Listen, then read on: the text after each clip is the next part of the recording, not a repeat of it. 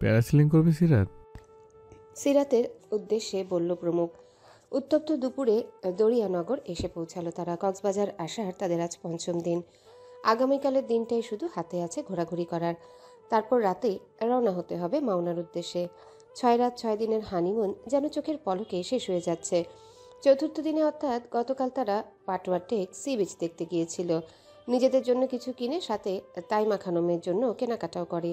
প্রমুখ সিরাতকে একটা শাল ঝিনুক সহ অনেক কিছু কিনে দেয়। আজ দরিয়ানগরে এসেছে প্যারাসেলিং করতে। এখানে যাদের পূর্ব থেকে অভিজ্ঞতা আছে তারাই প্যারাসেলিং করতে পারবে এবং খুব সুন্দরভাবে এনজয় করে। অত্যাধিক ভয় দুর্বল হৃদয়ের মানুষেরা ঝোঁকের বসে প্রথম প্যারাসেলিং করতে গেলে হিতে বিপরীত হয়, অনেক ঝুঁকিতেও পড়ে। সিরাত দেখছিল কিছু ছেলে প্যারাসেলিং করছে। প্যারাসুটে উঠে অনেক উঁচু পর্যন্ত উঠে নিচে নামলো এক ছেলে। একটু আগে সিরাতকে প্রমুখ জিজ্ঞাসা করছিল সে উঠবে নাকি, কিন্তু সিরাতের থেকে রেসপন্স না পেয়ে আবারও বলল, যদি খুব ভয় পাও তাহলে দরকার নেই, থাক, কিন্তু আমি প্যারাসিলিং করব, তুমি শুধু দেখবে। সিরাত তৎক্ষণাৎ পাশ ফিরে মুখ ফুলিয়ে তাকালো। মেকি রাগ দেখিয়ে বলল, এটা আমার ড্রিম। কত ইচ্ছে হয়েছে প্যারাসেলিং করার, কিন্তু সম্ভব হয়নি। আজ আমি করবই। সিরাতের আত্মবিশ্বাস দেখে প্রমুখ খুশি হলো। এরকম লাইফ পার্টনারই তো সে চেয়েছিল, যাকে নিয়ে দেশে বিদেশে ঘোরা যাবে, ট্রাভেল করতে পারবে, সারাক্ষণ বনে পাহাড়ে জঙ্গলে ঘুরবে। সিরাতও কক্সবাজার আসার পর থেকে ভীষণ ট্যুর প্রেমী প্রমাণ করছে, একটুও কষ্ট প্রকাশ করছে না। প্রতিদিন এখানে ওখানে ঘুরছে, হাঁটছে, দৌড়াদৌড়ি লাভঝাপ করছে, তবুও ক্লান্ত নেই। মুখ থেকে হাসি সরছেই না, বরং আনন্দের সহিত অনুভব করছে এই প্রকৃতি, এই বিশাল সমুদ্রের অপরূপ সৌন্দর্য। প্রথম দিন পায়ের ব্যথায় চিৎকার করলেও এরপর থেকে আরও যেন স্ট্রং হয়েছে। প্রমুখ লোক ডেকে সিরাতের গায়ে বেল্ট পরিয়ে দিল। এরপর যখন আস্তে আস্তে প্যারাসুট উপরে যেতে লাগলো, সিরাত চিৎকার করে বলল, প্রমুখ চৌধুরী, চলে যাচ্ছি চাঁদের দেশে, চিন্তা নেই, আবার ফিরে আসবো। প্রমুখ দাঁত বের করে হেসে উচ্চস্বরে বলল, ভয় নেই, আমিও আছি সিরাত, শুধু উৎফুল্ল মনে অনুভব করো, মনকে স্ট্রং করো, দেখবে ভয়ের থেকে আনন্দ বেশি হচ্ছে। সিরাত বুদ্ধি করে হাতে ফোন নিয়ে গিয়েছিল। এতক্ষণ সে অনেক উঁচুতে উঠে গেছে।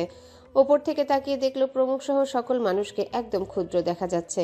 সে দুই হাত দুই পাশে মেলে চোখ বন্ধ করলো, শুধু অনুভব করলো প্রকৃতি, বাতাস আর পাখির মতো জীবন।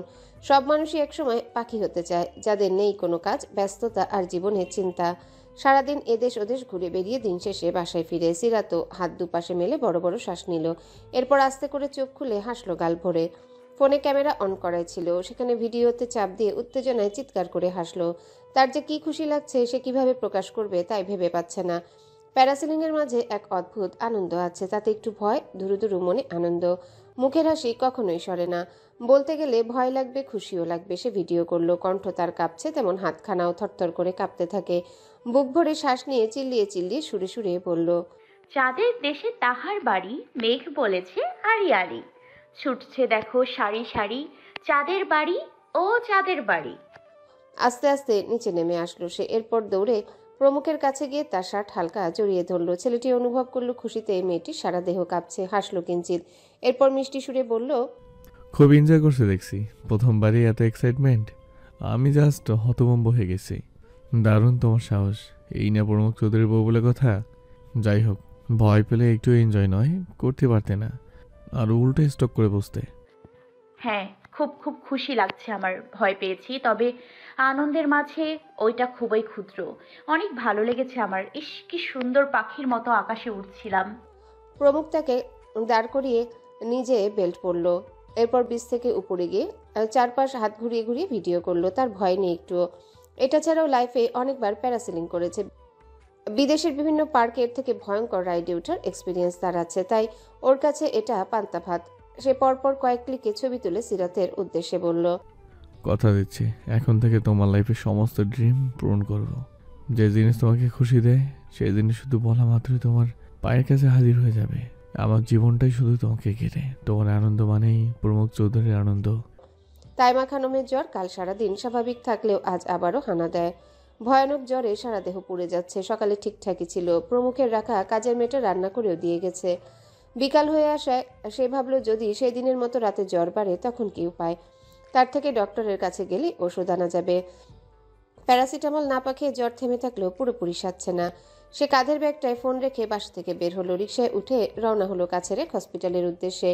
সেখানে জ্বর টেস্ট করিয়ে দেখলো সাধারণ জ্বর। ওষুধ লিখে দিলে হসপিটালের নিচ থেকে কিনে নেয়। কিন্তু তার অবচেতন মন বারবার বলছে বাসা থেকে বের হওয়ার পর থেকে কেউ তাকে ফলো করছে। আজ প্রায় কত মাস পর বের হলো। এতদিন সব জিনিসই হাতের নাগালে এনে দিয়েছে রায়হান, তারও প্রয়োজন হয়নি। কিন্তু আজ না আসলেই নয়। রায়হানও কাজের চাপে আজকাল আসতে পারে না। যদি বাসায় আসেও তাহলে কলিং বেল বাজিয়ে আন্টি বলে ডাকে। কাজের মেয়েটিও তাই, এজন্য খুব সহজেই দরজা খুলতে পারে। প্রমুখ বলেছে রায়হান আর কাজের মেয়েটি ছাড়া কেউ বেল বাজালে দরজা খোলা নিষেধ। কিন্তু তার মনে হয় হঠাৎ হঠাৎ তার বাসার দরজায় কেউ আঙ্গুল দ্বারা কড়া নাড়ে। গভীর রাতে শব্দ কানে আসলে ভয়ে সেই রাতে তার ঘুম আসতো না। ভূতের ভয়ে তার মুখ চুপসে যায়। কিন্তু আদৌ কি সেই ভয়টা ভূতের নাকি কোনো জলজান্ত মানুষের জানা নেই তাইমার। শুধু মনে পড়ে সেদিনের সন্ধ্যার মানুষ খুন করার ঘটনা। নিজ চোখে সবকিছুই দেখেছে, সে ভিডিও করেছে। এখনো কি প্রতিনিয়ত ওই ভাঙাচোরা বাড়িতে সেই লোকগুলো খুন খারাপি করে, নাকি শুধু সেই দিনটাই এমন ছিল? মানুষের হৃদয়ে ভূতের ভয় দেখিয়ে ভুল ধারণা তৈরি করে দিয়েছে বছরের পর বছর। সেই সুযোগে তারা প্রতিনিয়তই মানুষ খুন করছে অবলীলায়। কেউ টু শব্দও করছে না, কেউ ভুল করে দেখলেও সে গুম হচ্ছে, নয়তো মুখে কুলু পেটে জীবন পার করছে। ওই দিন যদি পালিয়ে আসার সময় ধরা পড়ে যেত তখন বুঝি তাকেও খুন করে ফেলতো। ভাবতেই গলা শুকিয়ে আসে তার। ভাগ্যিস দেখেনি, খুব কষ্টে শুধু আত্মাটা হাতে নিয়ে এসেছিল। তাইমা অনেকবার চেয়েছিল পুলিশকে জানাবে, তাহলে হয়তো এর একটা বিহিত পাওয়া যাবে, তারা কোনো স্টেপ নিবে। কিন্তু কিছুক্ষণ পরেই থেমে গেছে। যে যা ইচ্ছে করুক না, তার কি আসে যায়? সে এভাবে জীবন কাটাতে পারলেই ঢের ভালো। তাই সেই ভাবনা মস্তিষ্ক থেকে পুরোপুরি বের করে দেয়। কিন্তু আনচান মন অস্থিরতায় ভুগে। একটিবার পুলিশকে জানাতে চায়। আজ কি থানায় গিয়ে দেখবে শেষবারের মতন? যদি ফলস্বরূপ ওই জানোয়ারগুলো কঠিন শাস্তি পায়, তাদের কুফলের উচিত শিক্ষা পায়। তাইমা ভাবতে ভাবতে ওষুধ হাতে নিল। আসলে সে কনফিউজড, কি করবে? গেলে যদি পুলিশ তাকে সন্দেহ করে? নানান কথা মনে উকি দিল তার। সে ঔষধ নিয়ে দ্রুত হাঁটার গতি বাড়িয়ে দেয়। এরপর দেখলো গেটে একটা রিক্সা দাঁড়ানো। সে কিছু না ভেবে সে রিক্সায় উঠল। এরপর কম্পিত গলায় বলল, সামনেই চলো, দেখো নারকেল গাছওয়ালা বাড়ি। লোকটা তার দিকে চোরা চোখে তাকিয়ে মাথা ঝাঁকালো। তাইমা ফোনে সেই ভিডিও করে খুবই অল্প সাউন্ড দিল, এতটাই কম সে নিজেই ভালো মতো শুনতে পাচ্ছে না। সে সম্পূর্ণ ভিডিও দেখেই থরথর করে কাঁপতে থাকে। তাইমা খানম বুদ্ধি করে ভিডিওটার 2টা কপি মেমোরিতে রাখলো। এরপর সেই মেমোরি খুলে পার্সে রাখে। এরপর হঠাৎই তাইমা খানম বলল, সামনে থানার কাছে একটু রাখো। রিক্সা চালকটি থামালো সেখানেই। তাইমা থানার সামনে নামতে তিনি ভাড়া মিটিয়ে দ্রুত গতিতে ভেতরে যায়। অফিসারের কাছে গিয়ে ভয়ার্ত কণ্ঠে হালকা পাতলা ঘটনা বলল। অফিসার ভ্রু কুচকে তার দিকেই তাকানো, তাকে সূক্ষ্ম নয়নে পর্যবেক্ষণ করছে। তাইমা ফোন বাড়িয়ে বলল, এই যে এই ভিডিওতে সব আছে, আমি এদের চিনি না, কিন্তু তারা প্রতিনিয়ত সেই ভাঙচুর বাড়িতে হত্যাকাণ্ড চালাচ্ছে। আপনারা তো দেশের জন্যই কাজ করেন, মানুষের পাশে থাকেন, আর জানোয়ারদের শাস্তি দিন। কারণ দিনের পর দিন মানুষের মনের ভুল ধারণা তৈরি করে তারা এতটা জঘন্য কাজ করে যাচ্ছে। কি ভয়ঙ্কর সেই দিনটা ছিল। অফিসারের চোখে বিস্ময়। সে দ্রুত সেই ভিডিও ক্লিক করে দেখতে লাগলো। সমস্ত ঘটনা দেখে চমকে তাকালো তাইমার দিকে। এরপর উত্তেজিত কণ্ঠে বলল, এটা আপনি নিজে দেখেছেন, ভিডিও করেছেন? আপনি জানেন না এরা সাইলেন্ট কিলার, যাদের আমরা যুগ যুগ ধরে খুঁজছি? আপনি জানলে খুশি হবেন, কতবার উপকার করলেন আমাদের। Thank you. আমি নিজেও এক বোঝা থেকে মুক্তি পেলাম। আশা করব এদের যত দ্রুত সম্ভব ধরবেন। বলা যায় না আবার কখন কোন মায়ের কোল খালি করে। তাইমা খানম খুশি হলো কিঞ্চিত। যাক, সব পুলিশের মতো এই পুলিশ খারাপ নয়। এরপর ফোন হাতে নেওয়ার জন্য হাত বাড়ালো। পুলিশটি ফোন হাতে রেখে তৎক্ষণাৎ বলল, আপনি একটা মার্ডার কেস করে যান।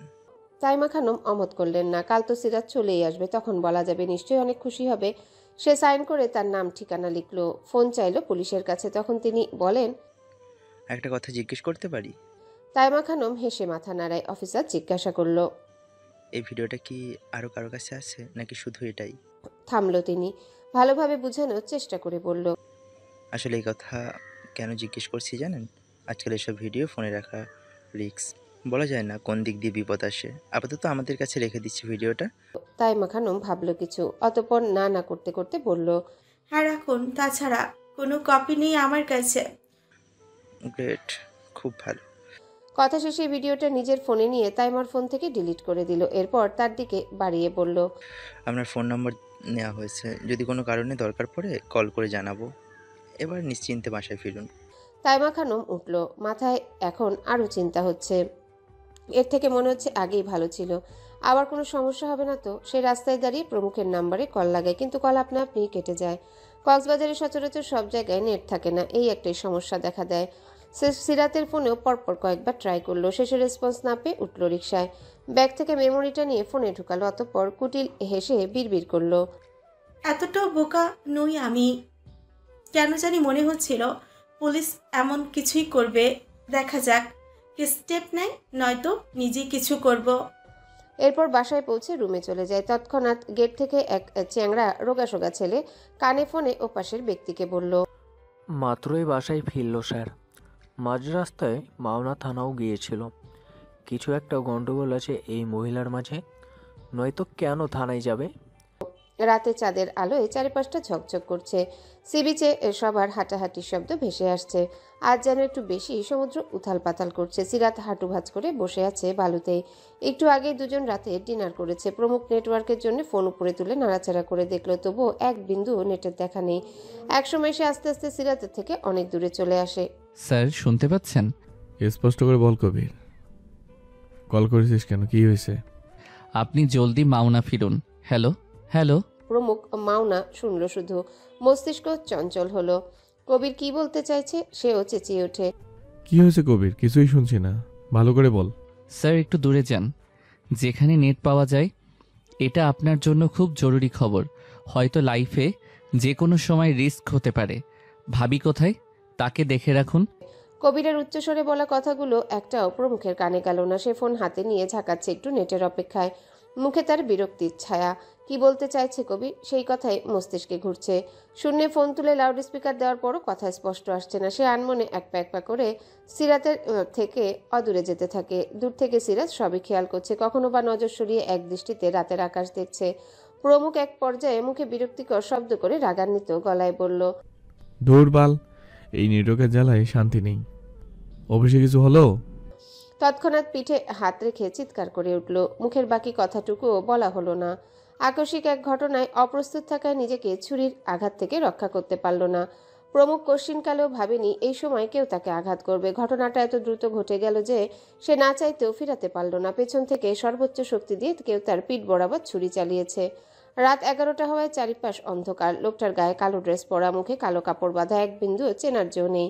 প্রমুখ এতক্ষণ হতভম্ব হয়ে ঘাড় কাত করে পেছনে তাকিয়েছিল। হাতের ফোনখানা বালুতে গড়াগড়ি খাচ্ছে। ব্যথায় প্রমুখের চোখ মুখ কালো হওয়া শুরু করে। গায়ের শক্তি আস্তে আস্তে মিইয়ে যাচ্ছে তার। তবুও সে সামনে থেকে লোকটির পেট বরাবর জোরে লাথি মারে নিজেকে বাঁচানোর আশায়। হঠাৎ আক্রমণে লোকটি ঝট করে ছুরিটি প্রমুখের পিঠ থেকে বের করলো। এরপর এগিয়ে গিয়ে আবারও উল্টাপাল্টা ছুরি চালাতে যায়। প্রমুখের পিঠ থেকে ততক্ষণে অঝোর ধারায় রক্ত ছলকে বের হচ্ছে। তবুও সে লোকটার মুখোমুখি হয়ে তার দিকে ছুরি তাক করা খুব কষ্টে থামালো। লোকটা তার দিকে রক্তচক্ষু হয়ে তাকিয়ে আছে, যেন এই মুহূর্তে স্বীকার করতে এসে ব্যর্থ হয়ে যাবে না। প্রমুখ হঠাৎই এগিয়ে যায়, হাত বাড়িয়ে লোকটার মুখের কাপড় সরাতেই বুঝতে পারল ওই মানুষটা। তৎক্ষণাৎ মাথা পেছনে নিয়ে প্রমুখের হাতে শেষবারের মতো ঘাও দিয়ে দেয়। এরপর এক বিশ্রীভাবে হেসে দৌড়ে রাতের অন্ধকারে হারিয়ে যায়। প্রমুখ ব্যথায় চিৎকার করে উঠল। দানবীয় দেহটা আস্তে আস্তে ভেঙে আসতেই মুখ থুবড়ে পড়ল বারুতে। ততক্ষণে আশেপাশের লোকেরা দৌড়ে আসে তার কাছে। পিঠ আর হাত থেকে অনবরত রক্ত ঝরছে। সাথে সেফটি হিসেবে রাইফেল না রাখায় জীবনের প্রথমবারের মতো ভুল করল সে। চারিপাশে যেসব লোক হাঁটছিল সবাই এসে তাকে তুলল। ততক্ষণে সিরাত সবাইকে ওইদিকে যেতে দেখে কৌতূহলবশত নিজেও যায়। প্রমুখ গায়ের বল ছেড়ে গোঙাচ্ছে। সিরাত কাছে আসলো। মানুষের ভিড় ঠেলে ভেতরে প্রবেশ করতেই সে থমকে যায়। চোখ বড় বড় হয়ে এক চিৎকার করে উঠল। হাত পা কাঁপছে তার, একটুও নড়ার মতো শক্তি পাচ্ছে না। একটু আগে জলজ্যান্ত মানুষটার একই অবস্থা, সারা দেহে রক্ত টকবক করছে। তার চোখে অবিশ্বাসের ছায়া, যেন স্বপ্ন দেখছে সে। এই শক্তিশালী মানুষকে কয়েক মিনিটের মধ্যে কে রক্তাক্ত অবস্থা করলো? মাথায় দুহাত চেপে ধরে ধপ করে প্রমুখের পাশে বসে পড়ল। বলল, এসব কিভাবে হলো? উঠুন আপনি। আমার বিশ্বাস হচ্ছে না, কথা বলছে না কেন? প্রমুখ ততক্ষণে জ্ঞান হারিয়েছে। সবাই হসপিটালে নিয়ে যাওয়ার জন্য তোড়জোড় লাগিয়ে দেয়। সিরাত তৎক্ষণাৎই ভাঙা পায়ে তার বুকে ঝাঁপিয়ে পড়ে। জ্ঞান হারানো প্রমুখের মাথা বুকে জড়িয়ে ধরে কাঁদতে লাগলো। অস্পষ্ট স্বরে বলল, কথা বলছে না কেন? আপনার কিছু হতে পারে না। আমাকে একা রেখে কোথাও যেতে পারেন না আপনি। চোখ খুলুন, একবার আমায় ডাকুন, কথা বলুন। এখন কেন চুপ করে আছেন? আপনি তো কথা বলতে বলতে পাগল করে ছাড়েন। চোখের অশ্রু গড়িয়ে পড়ল প্রমুখের মুখে। সবাই সিরাতকে টেনে হিঁচড়ে দূরে সরায়। প্রমুখকে ধরাধরি করে দ্রুত হসপিটালের উদ্দেশ্যে রওনা হয়। সিরাতকে সামলানো যেন সময়ের সাথে সাথে কঠিন হয়ে পড়ছিল। সারাক্ষণ পাগলের মতো প্রলাপ গাইতে থাকে। সবাই শত বুঝালেও কাজ হয় না। বুক ফেটে অনবরত কান্না করতে থাকে। ছেলেটাকে দ্রুত কক্সবাজার থেকে কিছুটা দূরত্বের হসপিটালে নিয়ে যাওয়া হয়। ডক্টর যথাসম্ভব আইসিইউতে ভর্তি করায়। দেহ থেকে রক্ত ঝরেছে অনেক। ক্ষত সারতেও বেশ সময় লাগবে। অনাকাঙ্ক্ষিতভাবে আঘাত পাওয়ায় রোগী মানসিকভাবে ধাক্কা খায়। কিছু না বুঝার আগেই এ আঘাত। কখনো ভাবেওনি এই সময় কেউ তাকে আঘাত করবে। হসপিটালের করিডোরের ফ্লোরে বসে সিরাত ভাবতে লাগলো এই মানুষটার কথা। যদি সত্যি কিছু হয়ে যায় কিভাবে বাঁচবে সে? কার জন্যে বাঁচবে? কে তাকে কথায় কথায় পচাবে, আদর করবে? ডক্টর সবকিছু চেক করে সিরাতকে আশ্বস্ত করলো। কাটা স্থানে ড্রেসিং করা হয়েছে, ক্ষতটা শুকাতে সময় লাগবে। ভাগ্যিস খুব বেশি গভীরে পৌঁছায়নি, নয়তো বাঁচানো যেত না। এখন নিয়মিত ট্রিটমেন্ট করলে রোগী সুস্থ হবে। ওনাকে ইনজেকশন পুশ করে ঘুম পাড়িয়ে রাখা হয়েছে। একদমই কথা বলেই থামলো ডক্টর। এরপর কিছুটা চিন্তিত হয়ে প্রশ্ন করলো সিরাতকে, আপনি কি জানেন এত রাতে কে ওনাকে আঘাত করেছে? যদিও অল্পের জন্য রক্ষা, পুরনো কোনো শত্রু আছে? সিরাত চোখ মুখ মুছলো, মাথা বামে ডানে ঝাঁকিয়ে না বুঝায় অতঃপর ভাঙা গলায় প্রশ্ন করলো, কবে সুস্থ হবে? খুব বেশি কি দেরি হবে? আমাদের টিকেটের কালই লাস্ট দিন। 3 দিন লাগবে, এরপর ঢাকা যেতে পারবেন। এত কিছুর ভেতরে কেউ দেখতে পেল না কবিরের দেওয়া মেসেজটা। প্রমুখকে হসপিটালে নিয়ে আসার সময় সিরাতকে এক লোক প্রমুখের পড়ে যাওয়া ফোন বালু থেকে তুলে দেয়। সেটা হাতে নিয়ে তাদের পেছনে পেছনে আসে সে, কিন্তু চোখে পড়ল না মেসেজটা। যখন বারবার কল কেটে যাচ্ছিল, প্রমুখের আঘাত পাওয়ার পরপরই ওপাশ থেকে কবিরের মেসেজ আসে। কবির তাকে লিখেছে, দীর্ঘ 4 বছর পর সে ফিরে এসেছে স্যার। ভাবিকে নিয়ে খুব সাবধানে থাকবেন। যদি পারেন জলদি মাওনা ফিরুন। যে কোনো সময় আপনার উপর কুত্তার বাচ্চা অ্যাটাক করতে পারে। চোখ কান খোলা রেখে চলবেন। আমি যত দ্রুত ওর খোঁজ খবর নিচ্ছি, হাতের কাছে পেলেই খুন করব। এবার আর কেউ পালাতে পারবে না। পিঠের ক্ষত শুকাতে কতদিন লাগবে ডক্টর? প্রমুখের হাত ও পিঠ খুবই নিখুঁতভাবে পর্যবেক্ষণ করলো ডক্টর। সিরাতের কথায় নম্র কণ্ঠে বলল, একটু সময় তো লাগবে। তাছাড়া পরপর 2 জায়গায় আহত হয়েছেন তিনি। পূর্বে নিশ্চয়ই শত্রুতা ছিল। ভাগ্যিস অল্পের জন্য বেঁচে গিয়েছে। সিরাত চোখের পানি মুছে প্রমুখের ঘুমন্ত মায়াবী মুখশ্রীর দিকে এক নজর তাকালো। কেমন নির্জীব হয়ে আছে মুখমণ্ডল। সিরাত হাত উঠিয়ে ছেলেটির গালে হাত বুলিয়ে দিল। তাদের হসপিটালে ভর্তি হওয়ার আজ 4র্থ দিন। সেই রাতে 8 ঘন্টা পর প্রমুখের ঘুম ভাঙে। দেহে তীব্র ব্যথা অনুভব হতেই কল্পনা করে সেই দৃশ্য। পেছন থেকে ছুরি না চালালে সেই দিনই চিনতে পারত ভীতু তেজি পুরুষটাকে, যে কিনা সামনে এসে লড়াই করতে জানে না। মেরুদণ্ডহীন কাপুরুষের দল। জ্ঞান ফেরার পর সিরাতের কাছেই তারপর সকল ঘটনা শুনে। পিঠের ব্যান্ডেজের কারণে ঠিকমতো ঘুমানো যায় না। হাতের জন্য নড়াচড়া তো দূর, উঠে যে বসবে সে জো নেই। ঘুম ভাঙার পর আজ পর্যন্ত শুধু সিরাতের কান্নাই দেখে যাচ্ছে সে। নিজের সামনে নাক টেনে টেনে কাঁদতে দেখে ভীষণ কষ্ট হলো বুকের বাঁ পাশের যন্ত্রটায়। এই প্রথম অনুভব করলো তার ব্যথা অন্যজন কাঁদে, কষ্ট পায়। সারাদিন মেয়েটা বেডের পাশে বসে থাকে, কিছু চাইলেই দৌড়ে এনে দেয়। তাকে সুস্থ করার জন্য আজকাল অহেতুক গল্প জুড়ে বসে, যাতে ছেলেটা হাসি ট্রমা থেকে ফিরে আসে। ডক্টর বলেছে সারাক্ষণ চুপ করে থাকলে মানসিকভাবে আঘাত পাবে, তখন শারীরিক ও মানসিক দুইভাবে অসুস্থ হয়ে যাবে। তাই সিরাত প্রতিটা সময় স্বামীকে সময় দেয়, কথা বলে নর্মাল করতে চায়। রাত জেগে থাকতে থাকতে সিরাতের যখন খুব ঘুম পায়, অচেতন অবস্থায় প্রমুখের পায়ের কাছেই ঢলে পড়ে। কক্সবাজারের হোটেল থেকে নিজেদের লাগেজ সহ জিনিসপত্র পরের দিন সিরাত একা গিয়ে হসপিটালে নিয়ে আসে, কারণ এখান থেকে তারা মাওনা ব্যাক করবে। আঘাত পাওয়ার পর আরও একটা জিনিস প্রমুখ খেয়াল করলো, সিরাতের সাহায্য ছাড়া এক মুহূর্ত আজকাল চলতে পারছে না। সকালে নিজের হাতে খাইয়ে প্রতিটা ওষুধ খাওয়ায়, দুপুরে গোসলে হেল্প করে, বাথরুমে ধরে ধরে নিয়ে যায়। 3 বেলা খাইয়ে দেওয়ার পাশাপাশি সারাক্ষণ খেয়াল রাখে ক্ষত থেকে রক্ত ঝরছে কিনা। এসব কাজে প্রতিনিয়তই প্রমুখ অবাক হয়। চোখে হাজারো বিস্ময় নিয়ে এক পরিশ্রম করা যোদ্ধা নারীকে দেখে, যে সকল অলসতা বিরক্ত ভুলে তার স্বামীকে সুস্থ করার জন্য যত্ন নিচ্ছে। দ্রুত আগের মতো ভালো হওয়ার জন্য উঠে পড়ে দৌড়াদৌড়ি করে যাচ্ছে। তাতে একটুও নেই ক্লান্তি, নেই অসহ্য। চোখের সামনে সে লক্ষ্য করলো লাবণ্যময়ী বউয়ের স্বামীর টেনশনে রুক্ষ মুখশ্রী হয়ে ওঠা। মেয়েটি কেমন শুকিয়ে গেছে। রাত জেগে আর কান্না করার ফলে চোখে মুখে মলিনতার ছাপ, চোখের নিচে কালো দাগ স্পষ্ট ভেসে উঠেছে। কক্সবাজারে নিয়ে আসার সময় যে হাসি লেগেছিল মুখে, ফেরার সময় ঠিক তেমনি মন খারাপের বিষণ্ণতা ফুটে উঠেছে। প্রমুখ তা দেখে মনে মনে দীর্ঘশ্বাস ফেলল। তবে একটু ভুলের জন্যে মেয়েটির উপর দিয়ে ঝড় বয়ে যাচ্ছে। সিরাতের মন ভালো করার আশায় ঘুরতে সে এখন মন খারাপের কারণ হতে হচ্ছে তাকে। সিরাত দুপুরে ওষুধ খাওয়াচ্ছিল প্রমুখকে। পানির গ্লাস এগিয়ে দিয়ে সিরাত বলল, আরও নাকি 15-20 দিন লাগবে সুস্থ হতে। এতদিন তো সম্ভব নয় এখানে থাকা, তার উপর বেড রেস্টও দিবে। তাই ডক্টরের সাথে বসে আলাপ করেছি কোনোভাবে মাওনা হসপিটালে যাওয়া যায় কিনা। উনি আমার রিপোর্ট দেখে রাজি হয়েছেন, তবে হেয়ালি করা চলবে না। তাই ভাবছি 1 ঘন্টা পরেই রওনা দিব, সব গোছগাছ করাও আছে। প্রমুখ তাকিয়ে দেখছিল বউকে। নরম মেয়েটি হঠাৎ এক ক্ষুদ্র ঝড়ে যেন শক্ত ধাঁচের হয়ে গেছে। মুখ নাড়িয়ে বড়দের মতো শক্ত শক্ত কথা বলছে। তা পরখ করে প্রমুখ মুহূর্তে মুহূর্তে হতভম্ব হচ্ছে। সে চুপচাপ তাকিয়ে রইল তার দিকে। সিরাত হাত ধুয়ে সে কপাল কুঁচকে বলল, কি হলো, কথা বলছেন না কেন? আপনার মতলব কি? বাসায় ফিরবেন নাকি এখানেই থাকবেন? এত হাইপার আছো কেন আমাকে নিয়ে? তুমি যা চাইবে তাই হবে। নিজের দিকে একবার তাকিয়েছি। আনমনে কথাটা বলেই প্রমুখ মেয়েকে রাগ দেখিয়ে অন্য পাশ ঘুরে রইল। মেয়েটি কেন নিজেকে অবহেলা করবে? এত চিন্তা করতে হবে কেন? শরীর যেহেতু আছে, তবে আঘাত ক্ষতও থাকবে, তাই বলে ভেঙে পড়া যাবে না।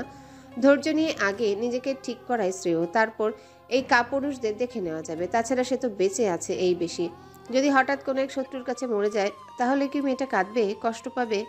সিরাত তার কথায় উত্তর না দিয়ে মুখ গোমড়া করে বসেছিল। প্রমুখ হঠাৎ থমথমে গলায় প্রশ্ন করল, হুট করে আমি মরে গেলে তুমি কষ্ট পাবে সিরাত? খুব কাঁদবে? নাকি আমাকে ভুলে অন্য কারো ভালোবাসা ডুবে মরবে? আকস্মিক কথায় মাথা নত করে রাখা সিরাত চমকে তাকায়। চোখ বড় বড় করে এক দৃষ্টিতে দেখতে থাকে সামনের নির্বিকার সুরে একটু আগের ভয়ঙ্কর কথাগুলো বলা ব্যক্তিকে। কিভাবে পারলো এসব অলক্ষণে কথাগুলো বলতে? একটুও গলা কাঁপল না? সেই সব চিন্তাও করতে পারে না। লোকটি কি অনায়াসে ভুলে দিল। সিরাতের চোখে জমে থাকা অশ্রুগুলো টপ টপ করে পড়তে লাগলো। ঠোঁট কামড়ে দলা পাকানো কান্নাগুলো খুব কষ্টে গিলে ফেললো। প্রমুখের শক্ত চোখ মুখের দিকে তাকিয়ে সে টলমল নয়নে তাকায়। এক প্রকার রুক্ষ মেজাজে কাটকাট গলায় বলল, কাঁদবো কেন? কে হন আপনি আমার? কষ্ট তো মানুষ রাস্তার ক্ষুধার্ত কুকুর বিড়ালদের জন্যও পায়। হোক না একটু হৃদয়টা পাষাণ। এই পাষাণ পুরুষের জন্য অল্প হলেও কষ্ট পেতেই পারি।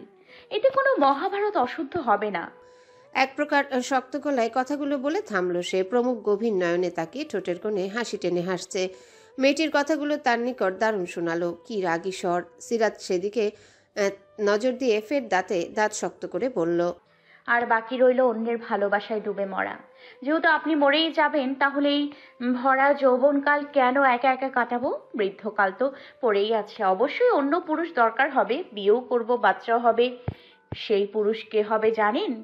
সিরাতের এই হেয়ালি কথায় প্রমুখের কপাল কুঁচকে যায়। রাগে থরথর করে কাঁপতে লাগলো দেহখানা। হাত মুষ্টিবদ্ধ করে নিজেকে নিয়ন্ত্রণ করতে চাইল, কিন্তু বরাবরের মতোই ব্যর্থ হলো সে। সিরাত সবই অবলোকন করে মনে মনে ভীষণ মজা পাচ্ছে। মনে মনে ভাবল, দেখ বেটা এখন কেমন জ্বলে। আমাকে জ্বালিয়ে মজা পেতে চাইছিলি তাই না?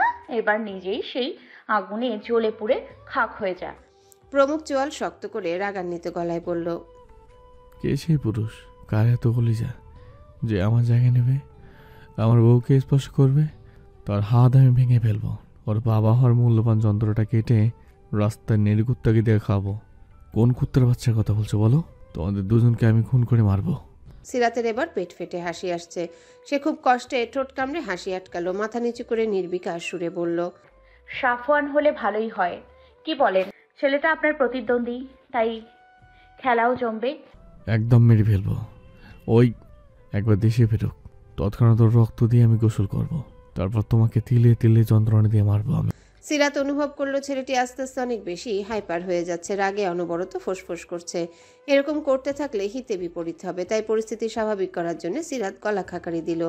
তবে তার ব্যাপারে মারাত্মক পজিটিভ আর জেলাস বলে খুশিও হলো সে। মনে মনে কুটিল হেসে গম্ভীর কণ্ঠে বলল, রক্ত দিয়ে গোসল করার সময় আপনাকে না হয় সাহায্য করলাম। তাছাড়া আমাকে কি করবেন তা খুব ভালো মতোই বোঝা হয়েছে। ঘন্টা করবেন, ঘন্টা। প্রমুখ রাগে এবার তেড়ে গেল তার দিকে। সিরাত ফিক করে হেসে মুখ ভেঙে দৌড়ে পালালো। সিরাত গাড়িতে নিজেদের সব জিনিসপত্র রেখে প্রমুখকে ধীরে ধীরে হসপিটাল থেকে বের করলো। গাড়ির পেছনের সিটে আলতো করে বসিয়ে নিজেও বসলো তার পাশে। দুপুর তখন 2টা। প্রমুখ খুবই সচেতন হয়ে বসে বলল, আমার ফোন বের করো। সিরাত বের করলো তার ফোন। প্রমুখের কথা মতো কবিরের নাম্বারে কল করে ছেলেটির কানের কাছে ধরলো। কল রিসিভ হতেই প্রমুখ বলল, হ্যাঁ, রাঙামাটির এক অঞ্চলে গা ঢাকা দিয়েছে। রায়হান অলরেডি সেখানে পৌঁছে যাবে আজ। প্রমুখ কল কেটে দেয়। কবিরের সেই মেসেজটি গতকালই দেখেছে প্রমুখ। তৎক্ষণাৎ ধরে ফেলেছে তাকে আঘাত করা ব্যক্তিটিকে। তখনই প্রমুখ কবিরকে বলে দেয় গর্তে লুকিয়ে থাকলেও তাকে খুঁজে বের করতে। পুরনো হিসেব এক একটা মাংসের টুকরার বিনিময়ে মিটিয়ে নিবে, যেহেতু ফিরেই এসেছে আর পালিয়ে যেতে দেওয়া হবে না। আজ থেকে বছর 4 আগে এক ইন্ডিয়ান লোকের সাথে তার সাক্ষাৎ হয়। হঠাৎ করে ধীরে ধীরে হয়ে ওঠে একজন আরেকজনের শুভাকাঙ্ক্ষী। তার নাম ছিল দুর্জয় সিং। মিলেমিশে একসাথে কাজ করার ফলে 3 মাসে প্রচুর মোটা টাকা ইনকাম করতে থাকে তারা। দুর্জয়ের কুবুদ্ধিতে বিদেশি অস্ত্র পাচার, ইয়াবা, হিরোইন বিক্রির মাধ্যমে বেশ টাকা হাতিয়ে নেয় দুজন। প্রতিদিন একই গাড়িতে যাতায়াত, রেস্টুরেন্টে আড্ডা, বাসায় পার্টি, সব মিলিয়ে দুজনের দারুণ এক সময় কাটতে লাগলো। কিন্তু হঠাৎ একদিন দুর্জয় সিং জোর করে উত্তেজনার বশে প্রমুখের বাসায় প্রচুর ড্রিঙ্কস করে। নতুন ডিল হওয়ার আনন্দে উল্লাসে মাতাল হয়ে নিজের হুঁশ জ্ঞান হারিয়ে ফেলে। রাতে বাসায় ফেরার সময় রাস্তার পাশে একটি মেয়েকে দাঁড়িয়ে থাকতে দেখে লিফট দেওয়ার অফার দেয়। মেয়েটি কাচুবাচু ভঙ্গিতে নাকচ করে দেয়, কিন্তু দুর্জয় সিং নাছোড়বান্দা।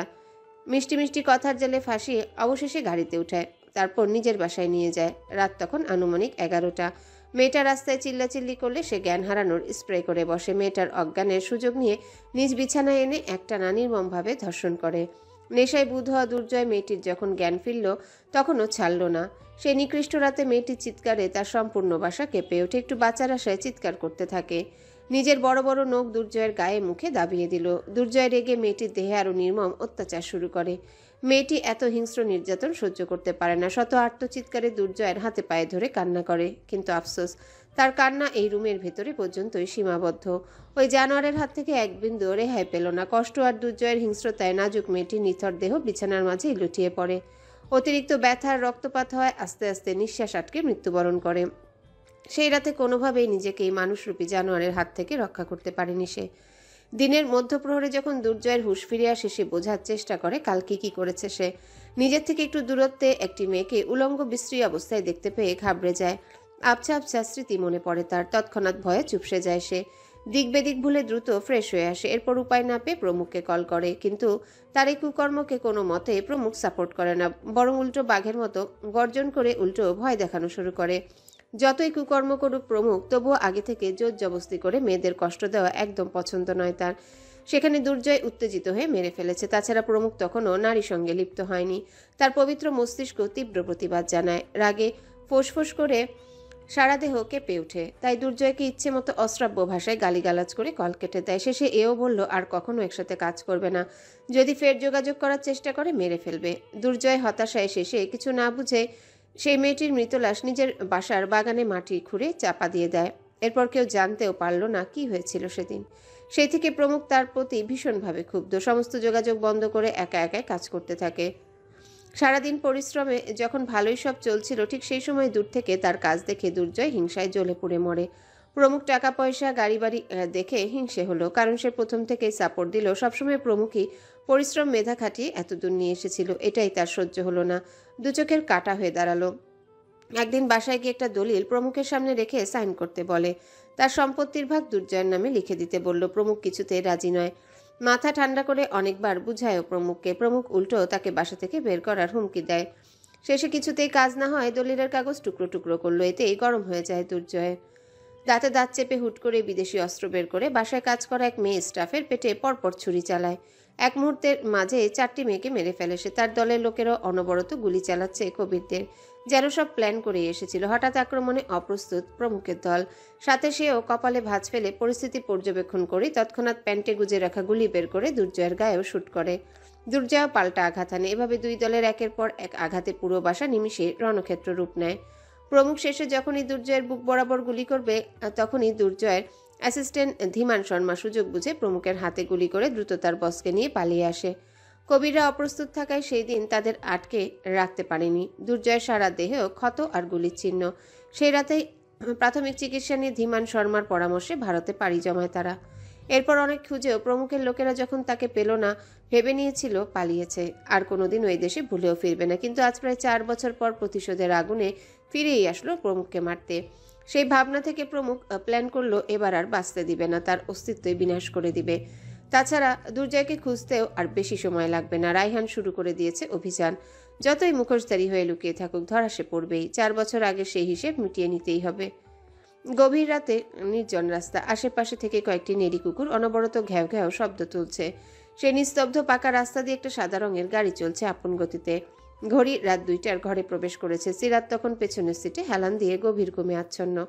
আর আধা ঘন্টার মধ্যেই তারা মাওনা প্রবেশ করবে। রাতে এক রেস্টুরেন্ট থেকে হালকা নাস্তাও করে নেয়। সিরাত শুনেছে তার মায়ের হঠাৎ করে ভীষণ জ্বর, সেই থেকে স্বামী আর মায়ের চিন্তায় ঘুমাতে পারছে না।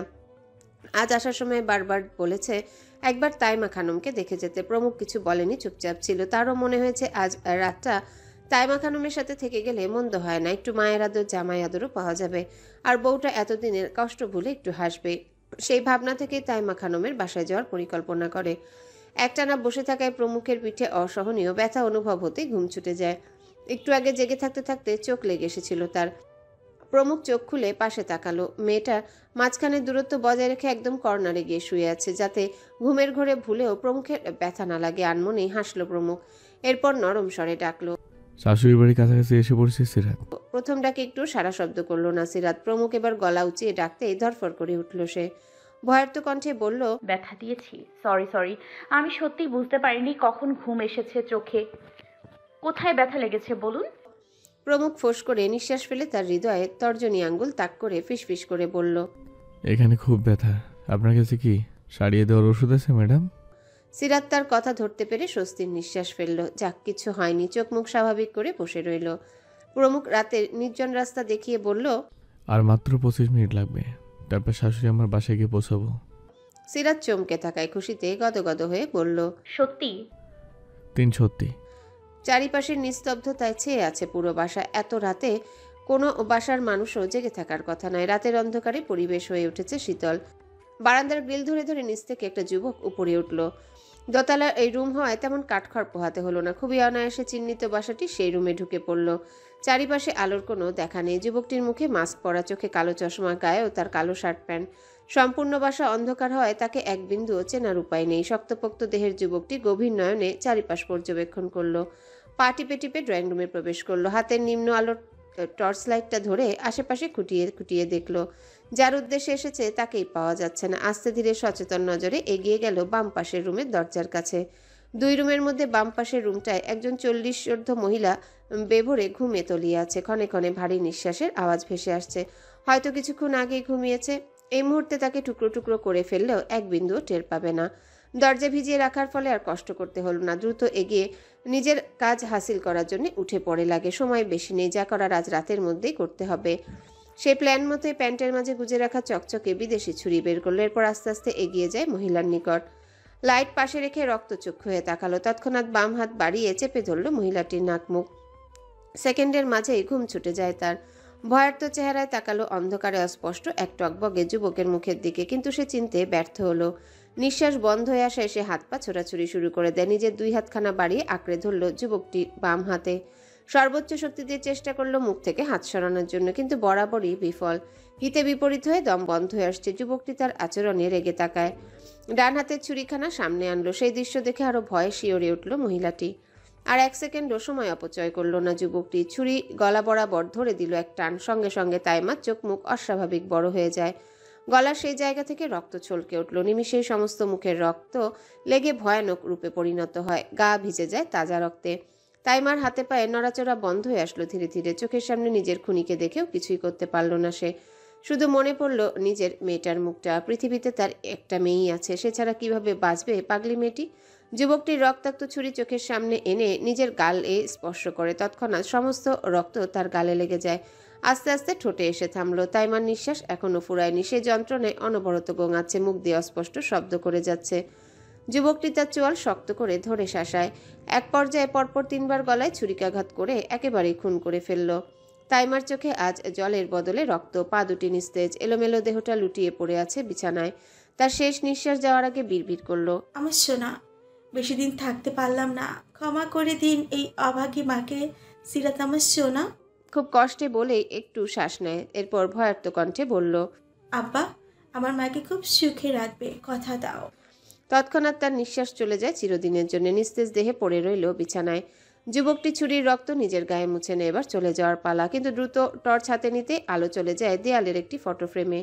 মুহূর্তে কপাল কুঁচকে যায় তার। কৌতূহলবশত এগিয়ে যায় হনহনিয়ে। খুব নিকটে যেতেই চমকে যায় সে। ফটো ফ্রেমে 2 মা মেয়ের ছবি। সেই ছবি চোখে ভাসতেই ভয়ে সারা দেহ আড়ষ্ট হয়। দ্রুত হাত বাড়িয়ে ফটো ফ্রেমটি তুলে নিল। এরপর মেয়েটির চেহারা টর্চের আলোয় নিখুঁতভাবে পর্যবেক্ষণ করতে গলা শুকিয়ে গেল। পিছ ফিরে তাইমার মুখে টর্চ ধরে আবার ফ্রেমে টর্চ ধরে। এভাবে পরপর কয়েকবার খুঁটিয়ে খুঁটিয়ে দেখে শিওর হলো তার ভাবনাই সঠিক। সে যা ভাবছে সেটা সত্যি।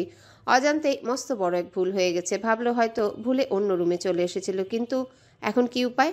উত্তেজনায় আবার অন্য কাউকে খুন করে ফেললো না তো? নাকি সত্যি এই সেই মহিলা? দ্রুত শিওর হওয়ার জন্য ফোন বের করলো। এরপর গ্যালারিতে ঢুকে দেখলো একই মহিলার ছবি। তার মানে ভুল ঠিকানায় আসেনি সে। কিন্তু এ যে মস্ত বড় ভুল হলো। তার মনে হাজারো প্রশ্ন উকি ঝুঁকি দেওয়ার মাঝেই হঠাৎ করে কলিং বেল বেজে ওঠে। তৎক্ষণাৎ চমকে তাকালো দরজার পানে। অজান্তে হাতে সেই ফ্রেমখানা পড়ে গেল ফ্লোরে। মুহূর্তে কাচের টুকরোগুলো শব্দ করে খণ্ড খণ্ড হয়ে যায়। নিস্তব্ধ ভাষায় শব্দটা ভয় মিশ্রিত শোনালো। যুবকটি এবার দিশেহারা হয়ে পড়ে। এলোমেলো দৃষ্টি ফেলে জায়গা খুঁজতে থাকে। এই গভীর রাতে কে এলো বাসায়? ঠিক সেই সময় বাইরে থেকে উচ্চস্বরে কারো ডাক এলো। মা, মা, ওঠো, দরজা খুলো, দেখো আমরা এসেছি। হঠাৎ বাসার ভিতর কিছু ভাঙার শব্দ শুনে সিরাত কপাল কুঁচকায়। ঘরের ভিতর কিসের শব্দ? তবে কি তাড়াহুড়ো করে ওঠার সময় তাইমা খানমের কাপড়ের সাথে লেগে কিছু ভেঙে গেল? সিরাত সন্ধিহান চোখে প্রচণ্ড জোরে দরজায় করাঘাত করা শুরু করে। চেঁচিয়ে উঠে বলল, ও মা, উঠছো না কেন? এত কিসের মরার ঘুম ঘুমিয়েছো? সিরাতের কণ্ঠ শুনে ভয়ার্ত চেহারায় দরজার পানে বিস্ময় নিয়ে তাকায় যুবকটি। শুকনো ঢোক গিলে এলোমেলো দৃষ্টি ফেলল। বুকের মাঝে তোলপাড় শুরু হয়ে গেছে। এ কোন ঘটনার মুখোমুখি হলো? সে কখনো ভাবেওনি এই মানুষটাই সিরাতের মা হবে। এটাও জানতো সিরাতে বাসায় থাকে, কিন্তু এই রুমটাই যে হবে কশ্চিনকালেও ভাবেনি। ভয়ে ভয়ে চোখ মুখ কালো বর্ণ ধারণ করলো। অস্থির চিত্তে এলোমেলো পা ফেলে বারান্দার কাছে যেতে তাইমা খানমের ফোন তিক্ত শব্দে বেজে ওঠে। হঠাৎ শব্দে আরও ভয় পেয়ে যায় সে। একবার পেছনে ফিরে তাকে দৌড়ে বারান্দার গ্রিল ধরে আগের ন্যায় পাইপ পেয়ে পালিয়ে গেল। কয়েকবার অনবরত করাঘাত আর চিল্লাচিল্লিতেও তাইমা খানম দরজা খুলল না। বারবার কল করলেও কেটেই যাচ্ছিল, ধরার কোনো নাম নেই। তৎক্ষণাৎ বুদ্ধি করে দরজার বাইরে থেকে সিরাত কান পেতে শুনল ফোনের রিংটোন বেজে একসময় আপনা আপনি কেটে যায়। কেউ উঠে তার ফোনটা ধরে না। কিভাবে সম্ভব? একজন মানুষ এত চিল্লাচিল্লি, করাঘাত আর কলের রিংটোনেও ঘুম ভাঙে না? চোখ মুখ কুচকে বিষয়টা ভাবার চেষ্টা করে। তৎক্ষণাৎ সিরাতের টনক নড়ে। অজানা ভয়ে বুক ধুরু ধুরু শব্দ তুলল। অনাচন মন বারবার কু ডেকে বুঝালো কিছু একটা হয়েছে মায়ের, কোনো খারাপ কিছু ঘটেছে। নয়তো জীবনের প্রথমবার তার ডাকে মা সাড়া দিল না কেন?